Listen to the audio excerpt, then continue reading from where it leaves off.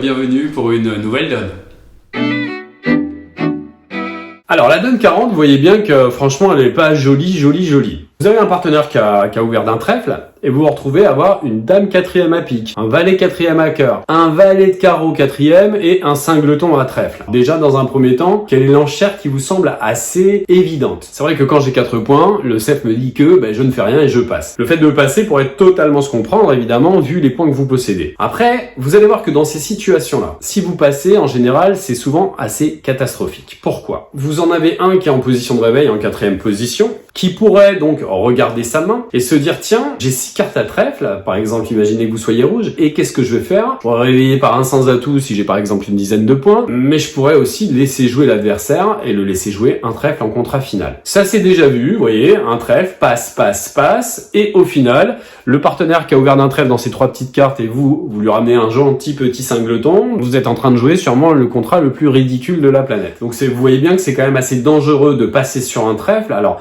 je sais que les points n'y sont pas, mais parce que surtout vous êtes cingleton. Vous voyez bien que le pass n'est pas adapté. C'est en général, c'est source de problèmes. C'est-à-dire que le fait de parler me donnera moins de problèmes que le fait de passer. Ça c'est sûr, par rapport au reste de la séquence. En plus, vous allez faire croire aux adversaires que vous avez un peu de jeu en parlant, alors que c'est pas tout à fait le cas. Alors, ok, le partenaire aussi, il va croire que vous en avez un peu, mais bon, vous voyez bien que si vous passez, en général, c'est souvent synonyme de catastrophe. Donc il va falloir produire une enchère absolument et ne pas passer avec ce cingleton à trèfle sur l'ouverture d'un trèfle du partenaire. Ceux qui ont répondu un pique en se disant oui, je vais mettre un pique parce que bon, c'est au moins la dame de pique, c'est quand même vachement mieux que le valet de cœur. C'est pas bon, on raisonne pas comme ça, on nomme pas la couleur la plus jolie, surtout quand on a 4 points, parce que des couleurs jolies quand on a 4 points, c'est franchement pas l'idée. Si on doit choisir une majeure avec les 2 majeures quatrièmes, ce serait plutôt un cœur qu'il faudrait dire et non pas un pique. Alors, est-ce que la bonne réponse est un cœur?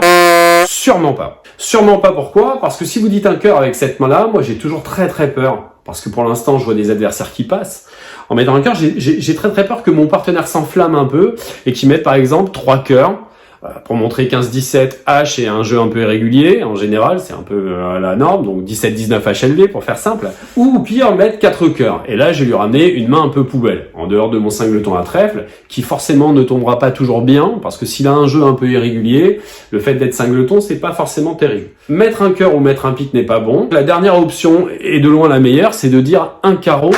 C'est vrai qu'il n'y a que 4 points en face de quelqu'un qui n'en a promis que 12 dans un premier temps. Ça voudrait dire que les adversaires aussi ont les points de manche et vous êtes en train de leur piquer un peu le contrat. Mais si on vous répond par exemple un cœur, vous allez passer. Si on vous répond un pique, vous allez passer. Si le partenaire vous répond un sans atout, vous allez passer. S'il met 2 trèfles, vous allez passer. S'il met 2 carreaux, vous allez passer. S'il met 2 cœurs ou 2 piques qui fait un bicolore assaut, vous allez jouer la manche. La seule mauvaise nouvelle qu'on pourrait entendre, ça serait 2 sans atout, 18-19. Vous voyez que finalement, oui, c'est un risque à payer, mais c'est une mauvaise nouvelle contre plein de bonnes nouvelles.